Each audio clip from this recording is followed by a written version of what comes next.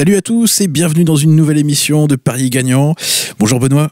Bonjour Pierre-Yves, bonjour tout le monde. Dans un premier temps, on parlera d'actualité sportive bretonne avec nos traditionnels points avec le Brest-Bretagne Handball, le Stade Brestois. Et puis on va s'intéresser aussi aux autres clubs de Ligue 2 cette semaine, côté breton.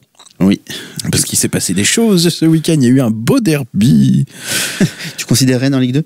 Ah ouais, non, pas tout de suite, pas tout de suite, c'est pas encore fait, puisqu'on parlera un peu de Rennes aussi, parce qu'il y a du move aussi du côté de Rennes, et puis côté Paris, alors là, on reviendra sur une question qui s'était posée la semaine dernière sur l'avenir d'un club en Europe. C'est ça. À la base, c'était, on vous avait dit, une cote inutile à jouer, mais il y a eu des revirements de situation, donc voilà, on reviendra là-dessus forcément. Mais oui, parce que est-ce que le club existe ou pas ? C'est ça la question. Il est ressuscité. Mais voilà, ceux qui suivent l'émission, vu son nom, savoir de qui on parle. Vu son nom, c'est normal. Oui, c'est ça. C'est du teasing. Et on fera un point NBA aussi, parce que ça se passe bien pour les Français. Et puis, tu voulais nous parler d'une question cette semaine en NBA en termes de gestion d'effectifs et de calendrier. C'est ça, les fameux back-to-back. Il y a eu un bel exemple la nuit dernière. Très bien. Et puis le point foot avec les matchs internationaux. Alors d'habitude tu dis matchs amicaux, reste au repos. Mais comme c'est de la Ligue des Nations, qu'est-ce qu'il faut faire ?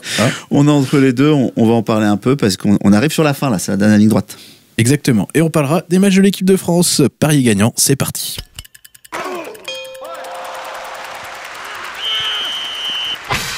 Et on commence le tour des actualités bretonnes par un point sur le Brest-Bretagne Handball. Autant on était dithyrambique la semaine dernière sur le parcours du Brest-Bretagne Handball, mais petit accro en Ligue des Champions pour les filles ? Oui, enfin ça c'est... N'importe qui aurait eu un petit accro. Voilà, c'est chez Odense. Oui, très compliqué, sachant que Odense était allé battre Győr, qui est pour les bookmakers les favoris de la Ligue des Champions féminine. Donc Odense avait été battre Győr 28-35. Donc forcément que le BBH à Odense aurait été compliqué. Alors elles ont 36-33, elles ont perdu, elles ont joué avec leurs armes. Elles n'ont pas été ridicules du tout. Voilà, mais bon, écoute, en face, c'est du lourd, c'est du costaud. Donc écoute, voilà, on verra bien. Alors, elles sont revenues à un moment donné on va dire, en seconde mi-temps, elles avaient réussi à recoller à 27-27, c'était pas mal. Puis après, elles ont pris un petit éclat de 3-4 buts et elles n'ont jamais pu revenir. Donc écoute, pour l'instant, il n'y a pas de péril dans la demeure, comme on dit. De leur groupe B, Győr en tête et le BBH sont deuxième à égalité avec Esbjerg et donc Odense. Voilà, donc écoute, ça suit son cours et donc prochain match, ce sera le 17 novembre justement contre Odense. Alors revanche ou pas, ça va être un match, très serré et Brest est capable de faire quelque chose, je pense, contre Odense à la maison avec une ambiance de folie. Ouais, c'est quoi le rythme de match à peu près pour le Brest-Bretagne Handball là, Normalement, t'as à peu près. Alors c'est possible des fois que t'as 2 matchs par semaine.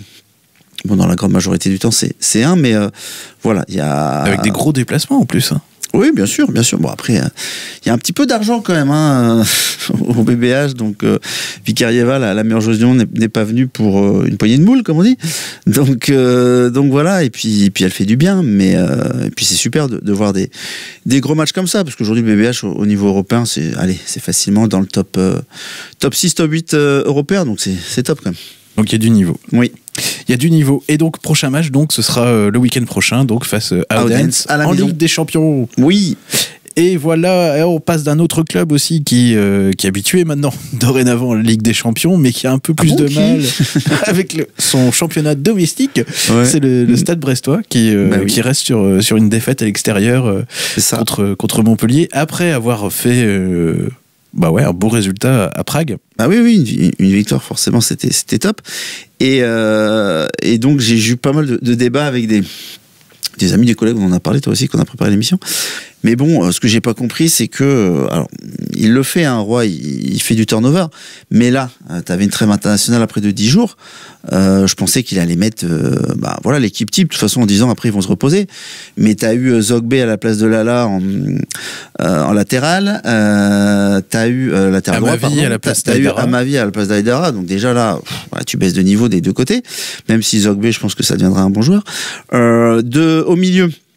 Au milieu, tu mets Lesmelo, pas de souci. Tu mets Martin. Moi, je pensais qu'il allait mettre Camara, Magnetti et Lesmelo comme c'est notre milieu, on va dire titulaire et notre meilleur milieu pour moi. Mais non, il n'avait pas fait ça. Et puis devant, surtout, il n'a pas mis Ajorc, qui était même pas sur le banc. Bon. Ni Del Castillo. Voilà, même si Del Castillo il est un peu en dedans en ce moment, mais voilà, donc honnêtement, quand je vois la physionomie du match, je pense que un nul minimum avec notre équipe type, on le ramenait, parce que à ma vie, il crée un péno, Zogbe, il est au chou sur le troisième but de Montpellier. Bon, ben voilà, avec Lala et Aïdara, pour moi, ça se passait pas comme ça. Donc je pense qu'il a fait une erreur, parce que quand tu vois le calendrier après, alors après la Ligue des Nations, on va à Monaco, on va à Barcelone, sachant que Yamal apparemment, il sera peut-être pas là, tant mieux pour nous. Après tu reçois Strasbourg de mémoire. Après tu vas à Lille et tu dois recevoir Nantes. Valait mieux aller prendre 3 points à Montpellier, hein, et faire souffler tes joueurs après pendant 10 jours. Mais voilà, il veut concerner tout le monde, et à un moment donné, va falloir quand même réduire la liste des joueurs, parce que Fèvre, il est décevant. Ça, là, pour l'instant, 1 ou 2 éclats, mais c'est pas continu dans le match, donc c'est compliqué. À ma vie, je le défendais, mais bon, il a quand même une charrette. Et puis là, je comprends pas le péno, là, mais un débutant ne ferait pas cette faute-là dans la surface. Il sait très bien que l'autre va tomber. Donc ouais, déçu. Je pense que je critique jamais Roy, mais là, je pense que c'était une erreur de sa part sur ce match-là. Après, on verra, mais tu peux pas, quoi. Montpellier avec 4 points, un point minimum chez eux. Mais là, ils nous battent 3-1. Bon. Toujours est-il qu'on voit quand même quelle compétition le Stade Brestois a-t-il décidé de jouer avec ses meilleures intentions. Ouais, mais alors qu'à la base, c'était pas ça qui était dit par les Rois. Donc on verra bien. Je ne vois pas descendre. On ne descendra jamais, parce que quand on se fera éliminer de la Ligue des Champions, je sais pas, au mois de mars, on tournera avec un effectif plus réduit, et puis on mettra l'équipe A tout le temps. J'aime quand tu dis ça quand même, quand on se fera éliminer au mois de mars. Ça veut dire qu'on va jusqu'en 8e, là. À t'écouter. Oui. Non, mais déjà, normalement, tu dois aller en 16e. Donc après, on verra bien. Mais à 99%. À 99%. Et puis moi, surtout, je voudrais bien que. Alors, déjà, qu'on aille en 16e, parce que pour l'instant, à 99,9, je crois que c'est fait. Et puis surtout, alors, Bradley Loco. J'aurais bien voulu qu'il fasse quand même la Ligue des Champions, parce qu'il a participé à l'aventure. Alors, il s'est fait le tendon d'Achille en revenant des Jeux Olympiques, pour ceux qui ont suivi. Normalement, déjà, c'est 3 mois. Donc on arriverait fin décembre, et après tu as une réathlétisation. Bon, je pense que potentiellement notre Bradley Loco, qui est super fort, qui a été révélation de l'année dernière, et qui était dans l'équipe type, de mémoire, au trophée UNFP avec Lesmelo, il me semble, arrière gauche, il n'y avait pas mieux. Je voudrais bien le voir. T'imagines, toi, tu rajoutes Bradley Loco à l'équipe qu'on a là, ça n'a rien à voir. Donc je croise les doigts pour qu'on aille le plus loin possible, et qu'il potentiellement il puisse faire la Ligue des Champions, parce que je crois que tu as une liste de Ligue des Champions que tu as annoncé de joueurs, et que tu peux la refaire en janvier. Ouais, c'est ça. Donc voilà, j'espère que Eric Roy le mettra, le requalifier des joueurs. Voilà, c'est ça. Ça, je le sais en jouant au Football Manager. On continue. Quoi ça sert? Ouais, je sais pas si la formation est top vérifiée. Hein. Okay. J'ai un doute. C'est ça. On continue à s'intéresser au club breton. On va faire un petit stop sur ce qui se passe du côté du Stade Rennais. La crise de novembre a débouché sur la nomination d'un nouvel entraîneur. Il s'agit de Sampaoli, ancien coach de l'équipe d'Argentine en 2018 et de l'Olympique de Marseille. Ouais. On lui a dit le temps qu'il faisait à Rennes, ou... Enfin, je sais pas, le mec il arrive. Mais ouais, là écoute, Rennes, en même temps, ils sont 13e, ils sont juste derrière nous au classement, à 2 points de nous. On aurait dû les taper d'ailleurs, la dernière fois qu'on les a rencontrés. Honnêtement, j'y crois pas. J'ai du mal à voir la mayonnaise prendre entre Sampaoli et le Stade Rennais. J'espère qu'il va, pour les Rennais, qu'il va nous faire un Eric Roy, et que il va les propulser. Mais franchement, j'aurais jamais pris. Déjà, j'aurais pris en français, à un moment donné, zut quoi. Mais là, Moi, je sais pas ce que t'en penses, mais je vois pas trop la mayonnaise prendre. À voir. À voir, oui, forcément. À voir. Forcément. Je crois que les supporters rennais ne sont pas forcément hyper optimistes. Ouais, bon, bah écoute, je suis un peu d'accord. Les mots sont plus profonds du côté du stade rennais. Je suis un peu d'accord avec eux. On va s'intéresser aux deux autres clubs bretons qui sont en Ligue 2. C'est Lorient et Guingamp qui s'affrontaient ce week-end. Le Paris Pantaloni, nouvel entraîneur de Lorient, est en train de plutôt bien se passer. C'est ça. Écoute, ils ont mis 3-1 à Guingamp. Écoute, deuxième au classement derrière le PFC.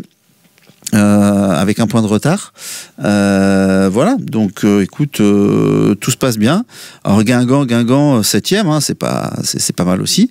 Mais là sur le derby, on va dire que c'est Pantaloni qui avait les clés par rapport à Ripoll. Déjà dans le classement de Ligue 2, Dunkerque. Enfin, je me souviens quand j'étais jeune, Dunkerque c'était déjà là, mais là ça revient. Et mine de rien, ils sont Dunkerque entraîné par Alex Dupont. Non mais ils sont 3e, mais ça fait drôle de les voir là juste derrière Lorient. Écoute, on va suivre ça avec attention forcément, mais pour l'instant voilà. Qui va monter? Mystère, j'espère que le PFC va monter. Ah oui, toi ce serait bien d'avoir deux clubs à Paris. Moi j'ai envie de voir ce que ça va donner en fait. Ah d'accord, ok. Tu vois, j'ai envie de voir ce que ça va donner. Attends, tous les grands capitales. On sent quand même le supporter brestois qui dans sa mauvaise foi, ne veut pas de la montée de Lorient en Ligue 1. Si. Ah mais moi, Lorient-Guingamp, faut qu'il monte, ce serait cool. Je pense qu'on serait la région avec le plus de clubs. Si Lorient-Guingamp monte, tu rajoutes Rennes et Brest. Bon après, je sais pas si tu considères Nantes en Bretagne, mais sur 18, t'as 4-5 clubs. Enfin, excuse-moi. Ça fait un bon petit championnat. Ah voilà, au niveau régional. C'est ça. Et ça vaudrait au moins le championnat d'Écosse. Au niveau, oui, c'est ça. On est d'accord. Eh bien, merci beaucoup, Benoît. On clôt cette page sport breton.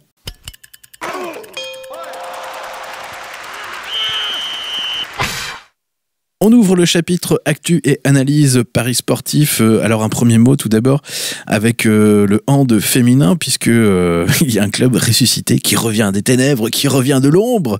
Mais qui est-ce ? Mais oui, c'est ça, c'est Christian Zand qu'on vous avait dit qu'il était le président avait annoncé que c'était leur dernier match. Mais le HF avait annoncé le retrait. Mais c'est pour ça. Et puis revirement, mais c'est vraiment de dernière seconde, ils ont réussi à trouver les finances pour continuer. Et donc, Christian Zand a bien joué ce week-end contre Ludwigsburg en Ligue des Champions femmes. Ludwigsburg. Ah oui. C'est pas mal. Hein. Non, je pensais que tu l'avais prononcé vite pour qu'on reconnaisse. Genre, je sais. C'est ça. Et donc, en plus, elles ont gagné 30-23. Écoute, elles sont 5e de leur poule. Pour l'instant, elles feraient les matchs de barrage parce que c'est du 3 au 6e. Donc voilà, je vous en avais parlé. Je vous avais dit ça va rien de mettre de l'argent parce que de toute façon, le match serait annulé. Bon, là, apparemment, il y avait que de toute façon Paris 11 Sport, je crois, qui le proposait. Mais le match a bien eu lieu, avec une victoire des locales. Donc, est-ce qu'il va falloir compter sur elles pour la suite de la compétition ? Je ne sais pas, parce que l'effectif est quand même, on va dire, sympathique. Hein. Christian Zand a battu Odense quand même. Donc, et puis elles ont plutôt un parcours là. Elles vont repartir à Ludwigsburg jouer. Donc, on va dire qu'elles ont, j'imagine, encore gagné, pardon. Après, elles vont à la Budućnost. Redis. Budućnost. Un peu compliqué ça. Donc là, elles peuvent aussi aller gagner là-bas. Donc après, elles vont sur Eschberg et elles peuvent remonter dans le classement. Donc est-ce que la value ne serait pas sur Christian Zand ?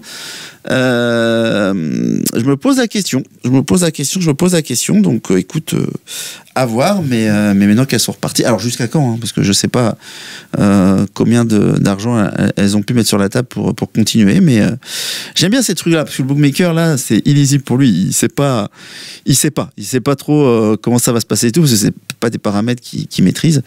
Donc ça va être un petit peu embêtant pour lui à côté sur le long terme. Donc on va suivre ça avec intérêt. Un point NBA avec les Français qui marchent bien et puis une question aussi que tu voulais aborder, c'est la question des back-to-back et de la gestion d'effectifs. Mais oui, parce qu'en fait, alors on va dire que la NBA a fait des gros efforts, hein, parce qu'avant il y avait vraiment, je me souviens des back-to-back, des back-to-back-to-back, ça arrivait même, c'est un peu compliqué, bon, mais non, c'est back-to-back, et ils ont essayé de limiter tout ça, mais bon, ça a quand même des répercussions, et quand vous êtes parieur, forcément il faut le prendre en compte. Donc ce matin en réveillant, je vois que Wemby a fait une super perf. Il a marqué 34 points, 14 rebonds, 6 passes d'essai, je sais plus combien il a fait de contre, 3 4, quelque chose comme ça. Énorme contre Sacramento, qui pour moi sur le papier, Sacramento vraiment c'est au-dessus de San Antonio. Mais en fait, ce qu'il fallait aussi, quand vous êtes par ailleurs lire, c'est que les Kings de Sacramento avaient joué la veille. Eux, ils étaient en back-to-back et ils avaient joué la veille pas contre n'importe qui, contre les Phoenix Suns, au Phoenix Suns, et ils avaient gagné en overtime 127-118. Autant vous dire le match de fou, parce que Phoenix en début de saison ils sont plutôt bien lancés. Et donc voilà, alors le match a été serré, je crois, jusqu'à la mi-temps avec San Antonio, puis après il y a plus de jus, quoi, plus d'énergie. Donc ça à prendre en compte, et c'est pas la première fois que je vois des choses comme ça. Donc pour les aficionados de la NBA, donc déjà je pense que vous prenez en compte, mais pour ceux qui connaissent pas, faire très très attention quand vous prenez un pari NBA, de voir si l'équipe sur laquelle vous allez jouer n'a pas déjà, on va dire, un match dans les jambes à 24 heures d'intervalle, quoi. Voilà, ça c'est un des paramètres essentiels quand vous jouez. Et qui plus est, là par exemple, il y a peut-être des aficionados de San Antonio qui se sont dit, on va prendre San Antonio parce que Sacramento va avoir peut-être un peu de difficulté à finir le match. Bon, c'est ce qui s'est passé. Plus avec un Wemby de feu. Voilà. Alors, en tout début de saison, à la reprise de Parier Gagnant, tu nous avais parlé d'un pari long terme sur, c'était quoi, 33 victoires que San Antonio allait faire 36 victoires. Ouais. C'est toujours bon? Bah oui, parce que les books, je crois qu'ils sont à 35 maintenant. Tu sais, ils réactualisent à chaque fois. Ouais. Donc on est toujours dedans. Ok. On est toujours dedans. Donc pour moi, l'effectif de San Antonio, il est pas assez riche. Alors oui, si Wemby nous fait des perfs comme ça tout le temps, pas de problème. Mais bon, là, je te dis, Sacramento était fatigué. Donc, et le match d'avant, San Antonio a quand même perdu contre Utah, qui était à 1 victoire et 8 défaites, je crois. Donc, tu vois, c'est un peu en dents de scie. Parfait.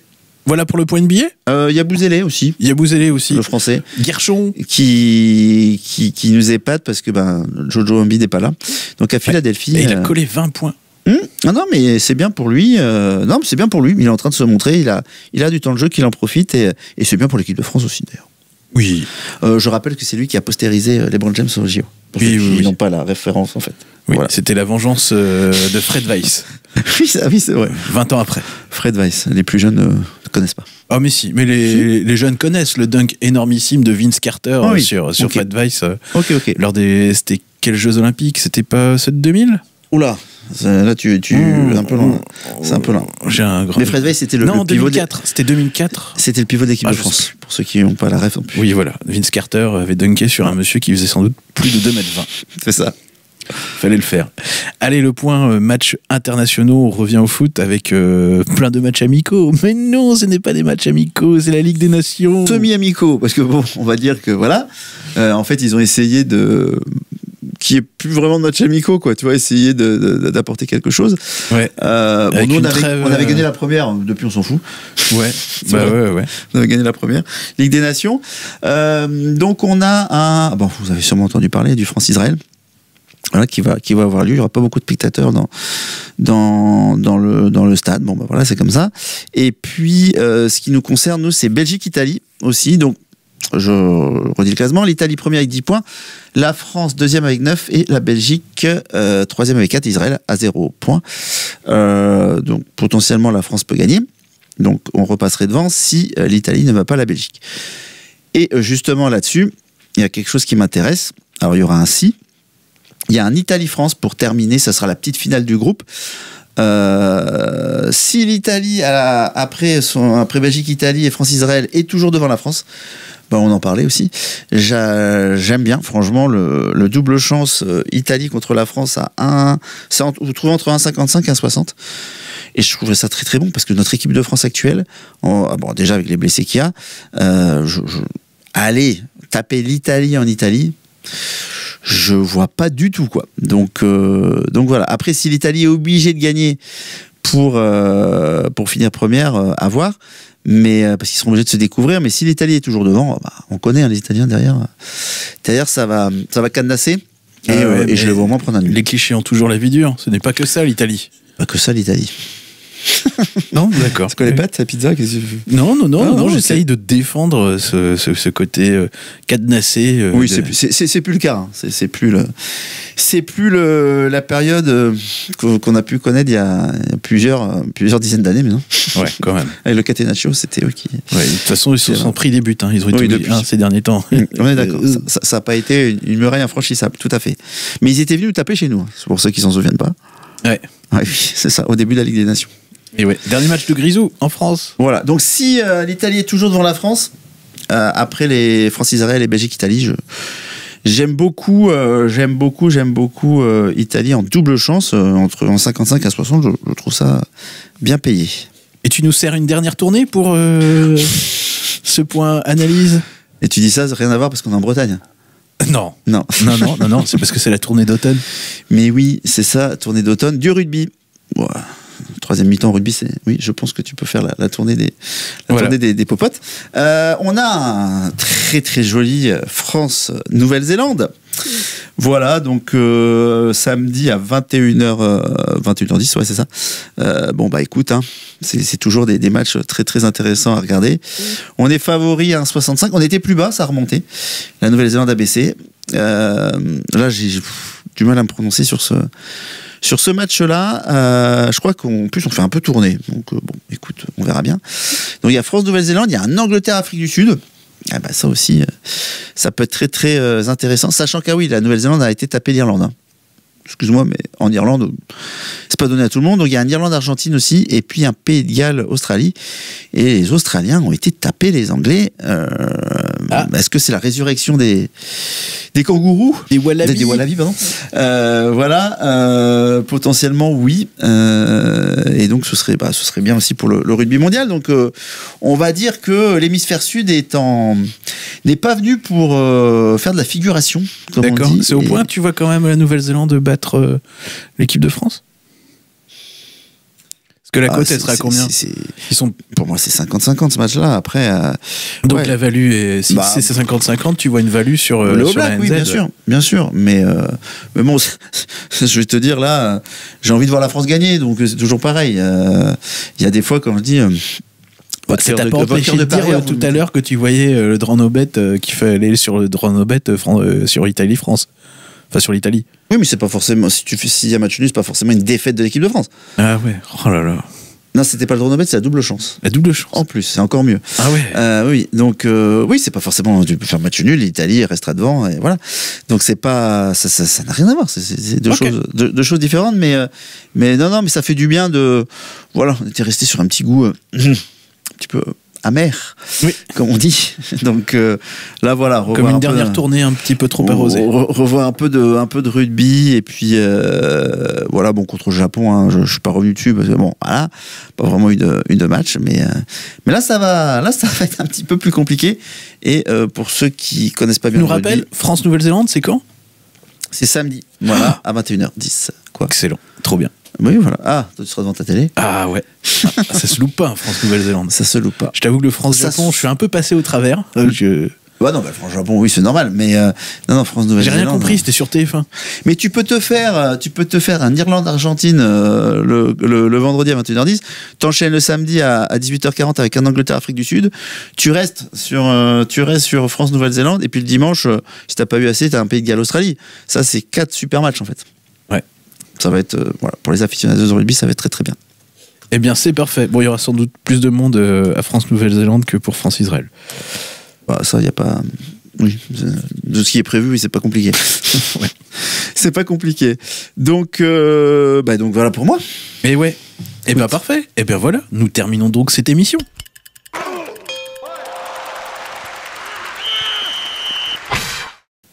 Et voilà, Paris gagnant pour cette semaine, c'est terminé. Mais oui, il y avait un jingle. Tu me fais des... Mais non, il y a un jingle. C'est vrai. Eh bah oui, y a pas de... Non, c'est pas un jingle, c'est une petite virgule, c'est un petit bout de truc pour séparer les parties. C'est ça. Ah, voilà. Oui, j'ai oublié de répondre à Jean Valjean aussi, qui me demandait si c'était Valu, sur Brest et Metz, côté à 8 pour la C1 au handball. J'avais repéré Brest à 20 en début de saison. Donc là, ça m'embêterait un peu d'aller dessus, mais c'est pas déconnant. Voilà. Pas déconnant, mais un peu surprise quand même. Hein. Ouais, mais bon, quand t'as vu une value à 20, là j'ai du mal à aller à 8 dessus, mais bon, écoute, why not, hein, ce serait bien. Ce serait compliqué, mais Brest ou Metz gagner la Ligue des Champions, ce serait incroyable. Et ben voilà, on a terminé donc cette émission. On se donne rendez-vous la semaine prochaine pour une nouvelle émission. Alors, question en commentaire, vous pouvez peut-être nous aider, nous aiguiller. Qu'est-ce que vous préférez comme date de publication pour cette émission? Est-ce que vous préférez le mardi ou le mercredi matin? Oui, c'est une question que nous vous posons. Mardi après-midi ou mercredi matin? Voilà. Bon. Bah écoutez, si vous voulez, on crée pas un sondage, hein, vous mettez mardi ou mercredi. Par contre, vous pouvez mettre un pouce bleu si vous êtes resté jusqu'à. Rien dit cette fois-ci. Alors la dernière fois, t'étais au taquet, quoi. Ouais. Voilà. Mais mettez un pouce bleu. Et merci à tous ceux qui nous suivent et qui en avaient mis. Voilà. Parfait. Et des bisous et à la semaine prochaine pour une nouvelle émission. Au revoir à tous.